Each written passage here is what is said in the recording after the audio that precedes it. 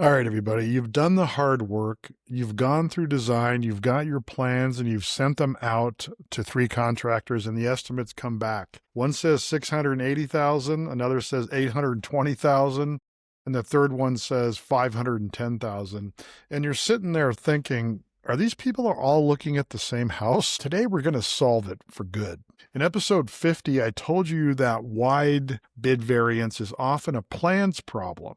In episode 51, we talked about when to pull bids in the design process. And today, episode 52, we're talking about how to pull those bids so you can actually compare them. How do you level the playing field? How do you look at the three proposals from three different contractors and know with confidence that they priced the same project? The answer is something called a work breakdown structure and is one of the most powerful tools in this entire process. Let's dig in. Let's start with why. Because before we fix the problem, we need to understand what's causing it. And I promise you, the root causes are not what homeowners really think. The biggest reason bids vary is also the simplest one. Your plans and your design probably have gaps. That's the first contributor. And I'll say it again in all the previous 51 episodes of this podcast, I've probably mentioned it once or twice about how the thoroughness of your plans, your specifications, your design, your products, the materials, everything getting documented ahead of time so that everybody is looking at the same thing when they go to estimate your project. Biggest number one problem. People don't want to invest in it. They want to rush through it. Architects want to blow through it. Interior designers leave a lot of gaps open. And you don't know it as a homeowner and it needs to be managed later. Meanwhile, you're getting bids all over the place. That's what we're going to talk about today. So a contractor can't price what isn't specified. So they guess, and every contractor guesses differently. One contractor might assume, builder grade windows, another prices premium aluminum clad windows. Your plans didn't say so, so they filled in the blank. Both contractors did exactly what they were supposed to do with incomplete information. The problem isn't them. And what really exasperates this situation is as the good contractors sit with you with your plans and your design and have a lot of questions. They might bring up the window question. Well, I don't see any specifications for the window product that you want to use in your home. Have you thought about that? Do you know anything about that? Has your architect or designer helped you make those choices? And then you get into a dialogue with the contractor about windows and quality of windows, and you make a decision. You might say, well, let's go with the least expensive, or no, I really want a high quality window. And that contractor prices in what you want. But the second contractor comes in, doesn't ask that question. You don't think to ask that question because you don't know that they need to know that. And they come in with a bid that has very basic vinyl windows, let's say, on the project. And that is not something that streams all the way through to the homeowner because you don't understand all of the complexities and the things that they need to know. And also there's hundreds of things going on here with design decisions that either have been made or haven't been made. So this is what happens. This is a very interesting dynamic in this world because the good contractors sometimes price themselves right out of a project because they are looking out for you where the other ones aren't, and you didn't even know it until it's too late when you're under construction. And then the question gets asked, oh, well, I just priced in a basic vinyl window. So what, did you want something different? And then you're thinking to yourself, wait, didn't I tell him? No, wait, I told the other guy that was the higher bidder. So you get where I'm going here?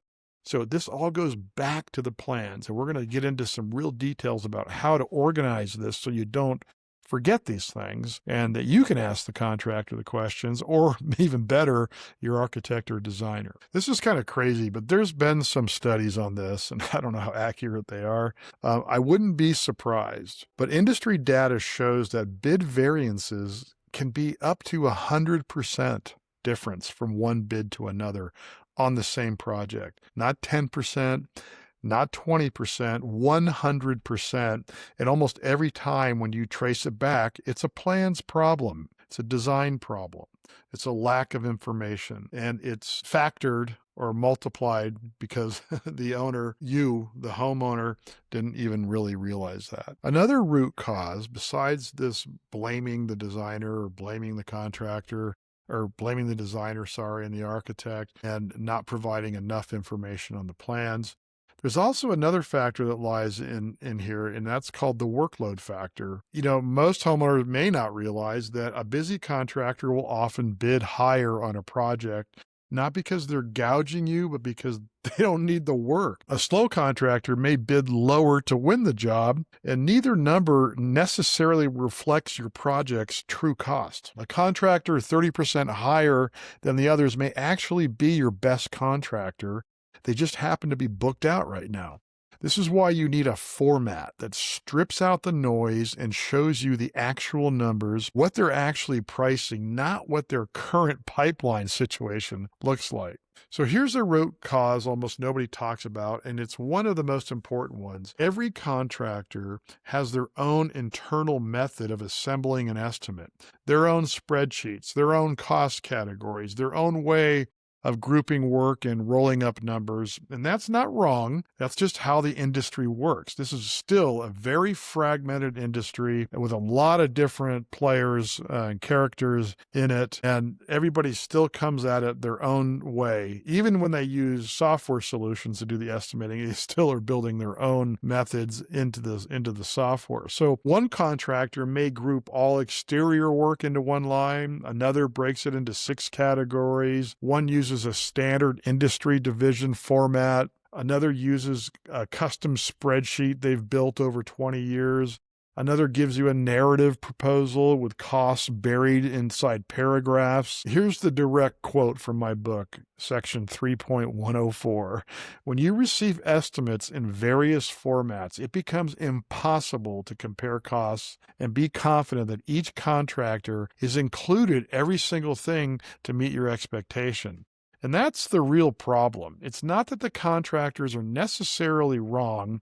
It's that their systems are different, and you're trying to compare documents built on completely different frameworks. So when you look at that bottom line number, which is really every homeowner's natural instinct, that number tells you almost nothing without knowing what's behind it. So what do? You turn the tables. Instead of accepting bids in whatever format each contractor wants, you issue the format. You tell every contractor, here's how I want your costs organized. Fill this in every line. That's what a work breakdown structure does. Work breakdown structure, or WBS, is a standard term or terminology in the world of construction estimating. And we're getting to it in segment 3, but first I want to make sure you understand what's actually inside every line of a contractor's estimate, because once you know that, the whole thing gets less mysterious. So here's what we've touched on. There's 4 root causes of complete confusion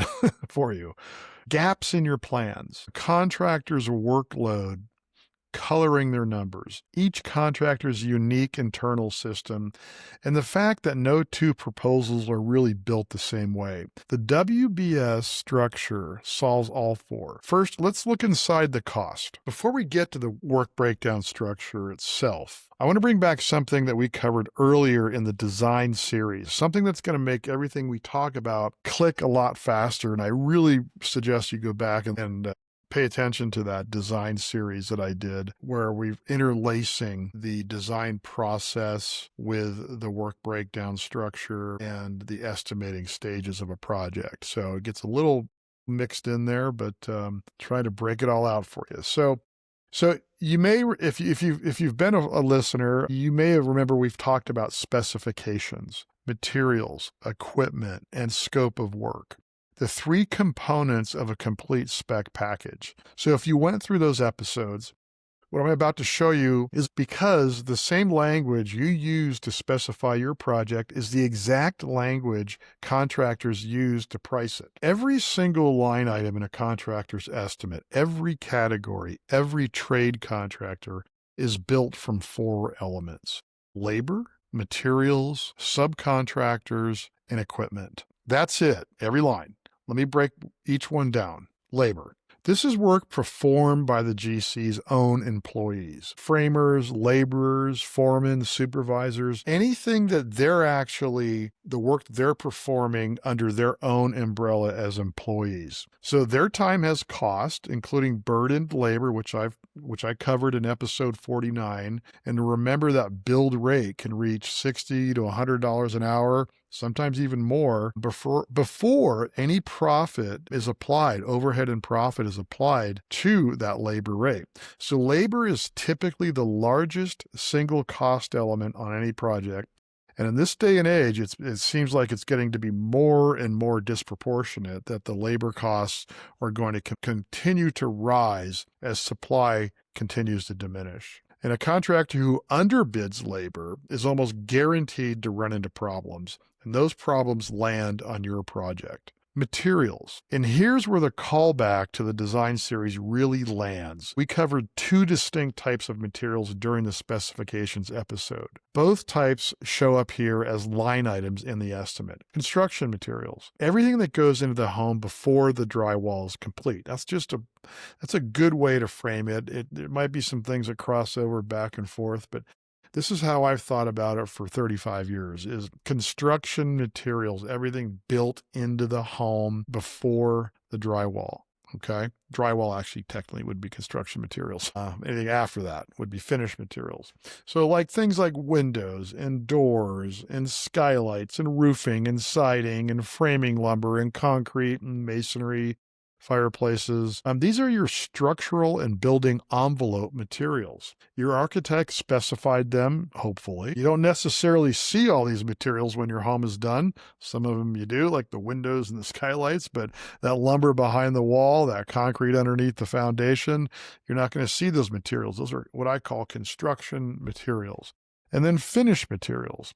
Everything attached to the walls, floors, and ceilings that makes up the aesthetic of the home: cabinetry, tiles, stone, hardwood, flooring, molding, paint and plumbing fixtures, lighting fixtures, hardware.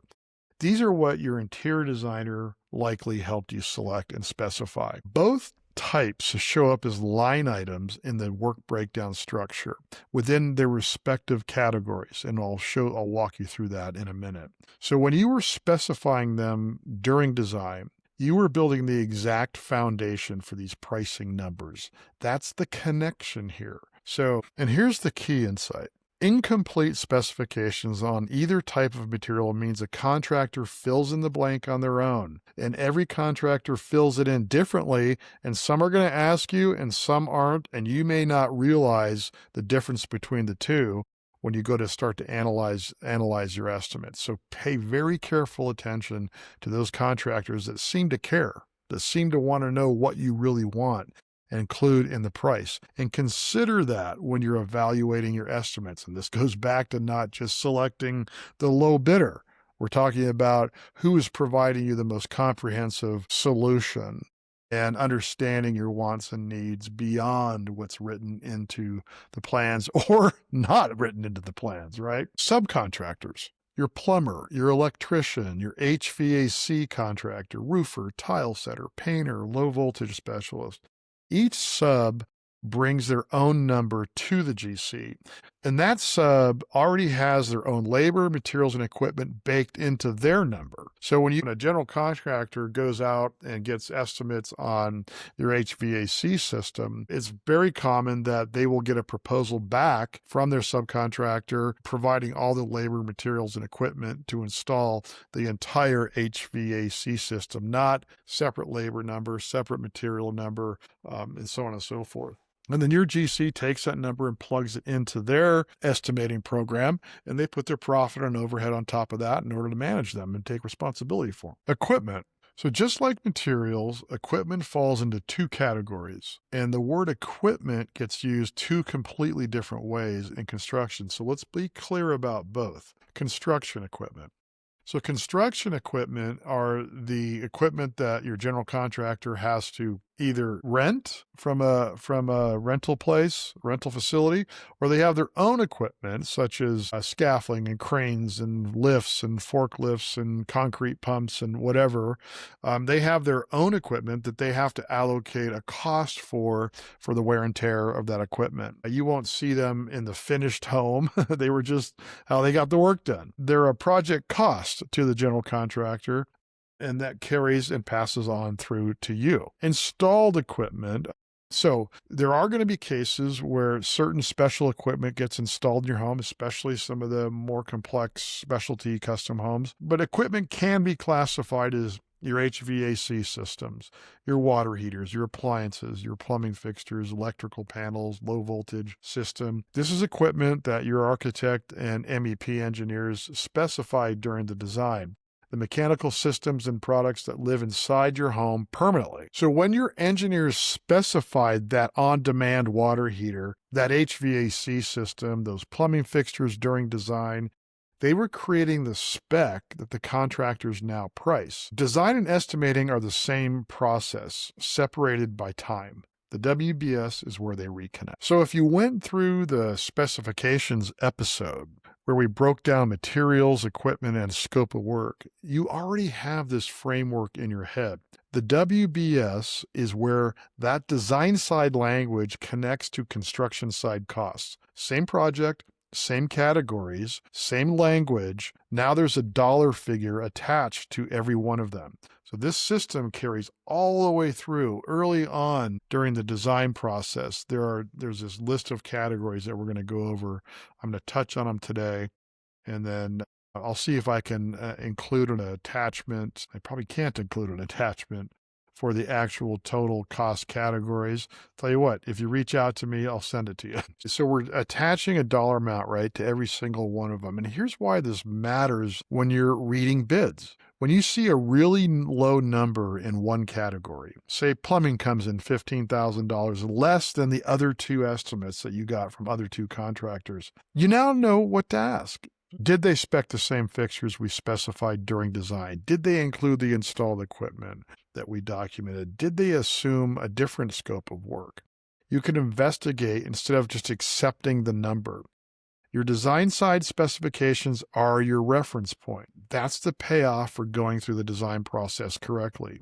So now let's build the structure that organizes all of this. All right, here we go. This is the segment I've been building towards, the work breakdown structure, the WBS.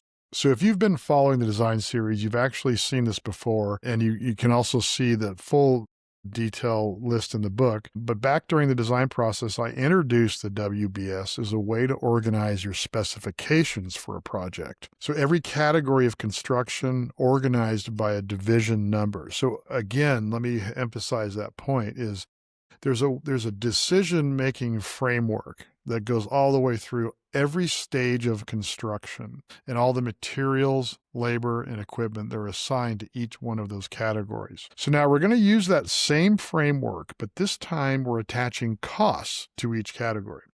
And more importantly, we're handing that framework to your contractors and telling them, hey, fill this in. So here's another quote from the book. Comparing estimates between contractors is at the top of the list of challenges for any homeowner. This stems from not knowing how to control the process and instead accepting bids in varying formats, making it impossible to know who has the most accurate estimate. Fortunately, this widespread problem can be overcome with good plans and specs and a system to wrangle it all in. And this is also one of the big contributors of why homeowners make poor choices in selecting contractors purely by the price, because they find out the hard way that things were not included that others had included. So the system is the work breakdown structure. You stop accepting bids in whatever format the contractor wants to send it to you. You turn the tables. You issue the format. Every contractor fills in your categories with their costs side by side. That's how you get apples to apples. Now, you might get a little bit of pushback from contractors that have been around a long time. But I don't know, we might be surprised that if they have the framework that they've been given and they can extract out of their tools that they have, that they're doing their estimating and just fill that in, I don't know. I think they might be okay with that. But if they aren't okay with that, then that's a little bit of a red flag to me. It might require them to do a little bit more work. I'm not 100% sure. I just know that this is how I've always estimated projects, and I've actually shared this set of categories with clients, showed them the numbers by category. It helps people understand where all the money is going. Because just looking at one big number, I don't know, it's kind of hard to swallow as a homeowner. This method I'm telling you about is how professional developers and commercial contractors and owners run estimating and contractor selections and comparisons. And with the right tools, homeowners can do exactly the same thing. So I'm going to walk you through part of the divisions just to give you a sense. But the WBS is organized into numbered divisions, categories that follow how a project gets built from the ground up. So let me walk you through some key ones so this clicks. Division 22.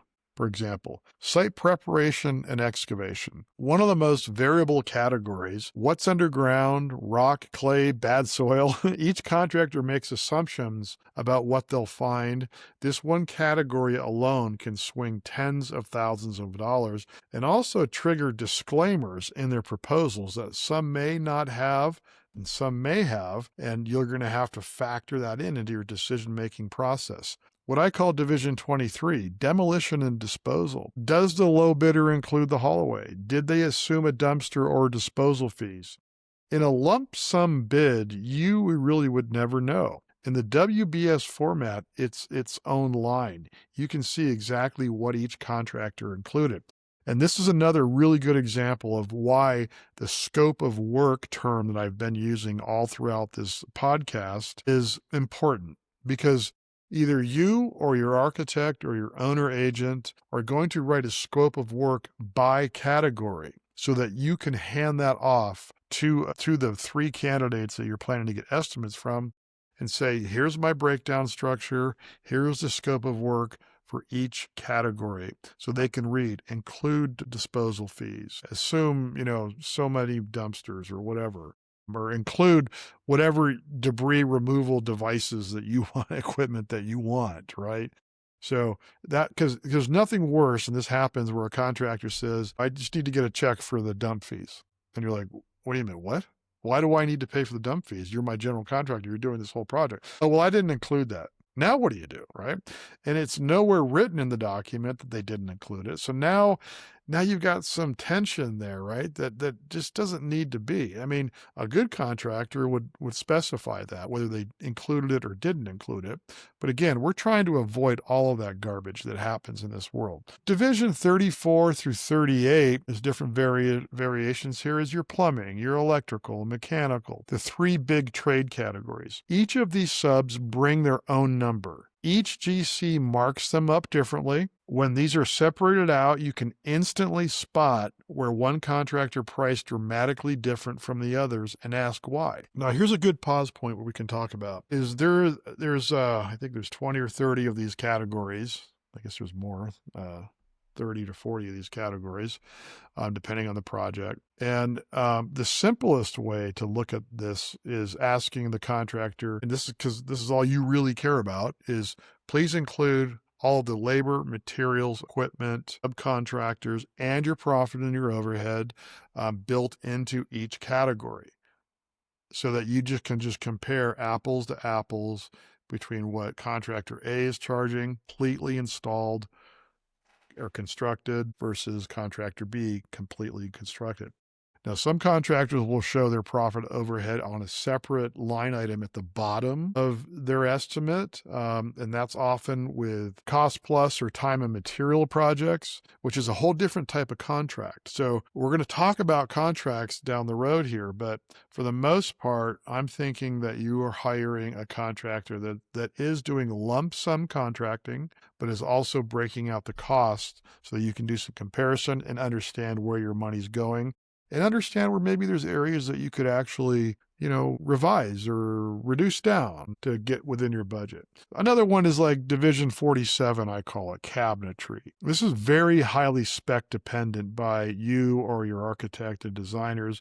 And a 15,000 difference here almost always means one contractor priced stock cabinets and another price semi-custom or custom cabinets.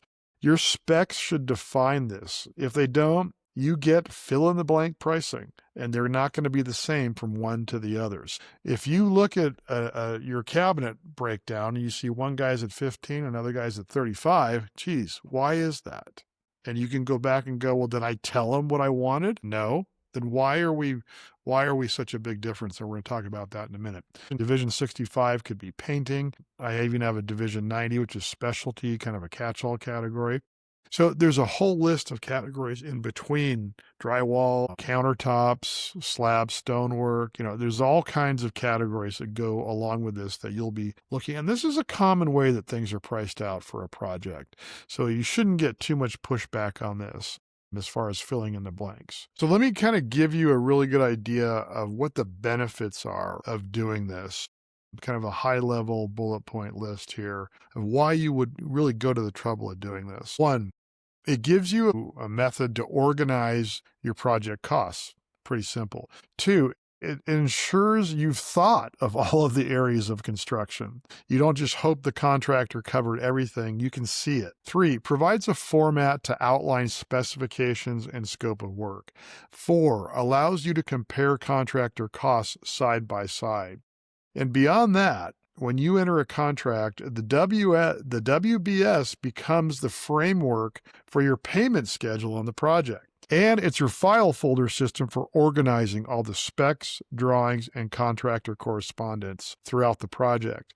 And this has been one of the best parts of developing the BuildQuest application I'm working on is once we go through the beta testing and we do our launch, I'll be launching an additional module to do all of this for you. So you'll be able to have a place to house all of your documents, all of your specifications, issue bid requests to your contractors for them to log in and fill in. Can you imagine that, having all one central location for you to do all this?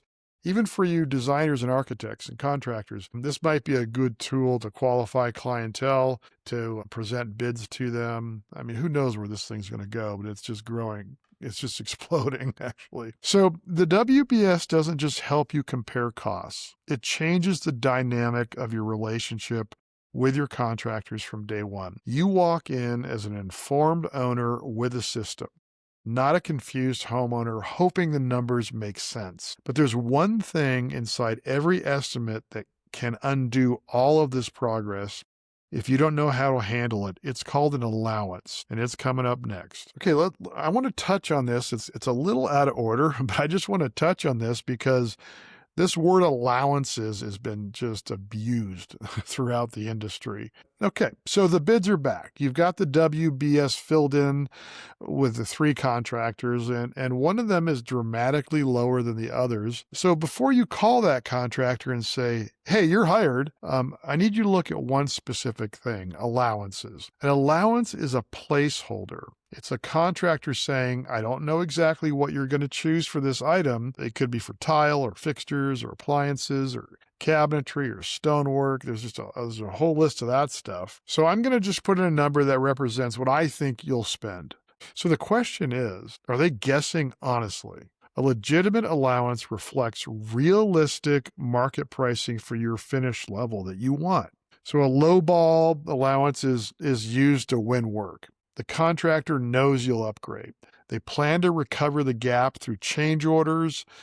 And sometimes it's not even consciously by the contractor. They just don't know. So they put a number in. Nobody specified the material. Nobody declared what allowance should be put in. It's not like they're being devious. It's just that a lot of them don't. And then there are some that do that, right? So they plan to recover the gap through change orders, right? Is a possibility. And that's not a hypothetical. That's a documented industry pattern out there that really kind of makes everybody uncomfortable. So here's what I want you to do when your bids come back. And if you use the WBS structure, however you want to do it, So list every allowance and every bid and compare them side by side. This is where the WBS format really pays off. If one contractor has a $500 tile allowance and the other two have $3,000, that's not a deal. That's a gap waiting to blow up. So for any allowance where bids vary significantly, ask the contractor what assumptions that they've made. Ask them what product they priced. Now, honestly, you shouldn't be asking any of this stuff because you should have already told them what to price out. What we're talking about here right now is compensating for inadequate design, lack of decisions by you, deferred decisions, not enough guidance from your designers. All of those things compound into what we're talking about now. Ideally, we don't give anybody wiggle room on that. We tell them exactly what they want. Or at the very least, you say, I want you to include $3,000 worth of allowance for the tile material in the project, regardless of what you think it's going to be. Could be $20,000, but at least you have the same comparison, right? If you leave that door wide open, this is where it screws with all your numbers. So a quality contractor will be able to tell you exactly. A contractor trying to win on a low number will get defensive. So think about it that way. Here's a rule. An allowance heavy bid with honest, realistic numbers is almost always safer than a clean bid built on fiction. Another thing we can talk about is that you can be proactive about in your project, and we did talk about that in the design process too, is pre-identify options and alternates in the bid package. You ask contractors to price specific scenarios separately, so you understand the cost of each decision before you commit. For example, price the primary suite with tile that we specified and also price it with an alternate tile. So now you have real numbers to make that decision, not guesses. Another example of options or alternates is you actually may want to have them segregate the pricing of one of the bathrooms, the complete bathroom project, out of the baseline bid and provide an alternate to, remodel existing primary bathroom. Or you may want to get an option for hardwood flooring throughout, instead of carpet and vinyl, if anybody uses vinyl anymore out there. Just think, how much more is it to upgrade the windows to an aluminum clad window from a vinyl window? So these are all the things that during the design process that you can identify with your designer that you want to understand the cost of so that you can make informed decisions. And providing that information ahead of time to the contractor as opposed to after they submitted their bids is a much cleaner way. It can get really messy when you start asking them to extract out how much more is it to upgrade the windows. Then it just creates double the work, honestly, for the contractor. So think about how you want to option things out, and that will help everybody, including you. All right, I wanted to get into the actual bidding process and how to go about implementing this strategy to obtain bids. I'm running out of time today, so I'm going to move that over to the next episode and how you can go about actually doing all of this. But here's what we covered today. Contractor bids vary for 4 reasons: gaps in your plans, the contractor's current workload, every contractor's unique internal pricing system, and inconsistent proposal formats. The work breakdown structure solves the format problem by giving every contractor the same categories to fill in.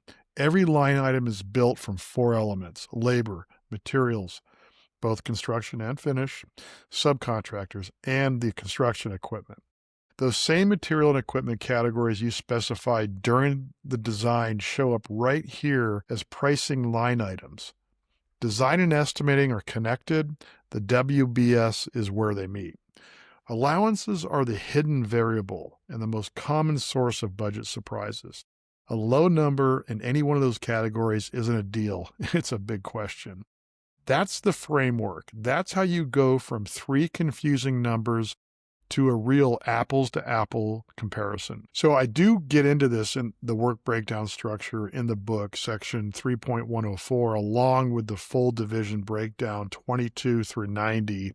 And you can grab the book at the link in the show notes. And if you are interested in following along with what I'm doing with this digital platform called BuildQuest, you can join that beta testing at buildquest.co. So, if this episode clicks something for you, if you finally understand why your bids look nothing alike, send me a message on Instagram at the Awakened Homeowner or leave a comment on YouTube. And if you know somebody right in the middle of this right now getting estimates, confused by the numbers, share this episode with them. This is exactly what they need. So, coming up in the next episode, 53, we're going deep on the bid package. What exactly goes in it? How do you assemble it? What makes a difference between a bid package that gets quality responses and one that gets ignored? That's next. I'm Bill Reed, your home building coach, and my mission is to enlighten, empower, and protect you. Now let's go make it happen.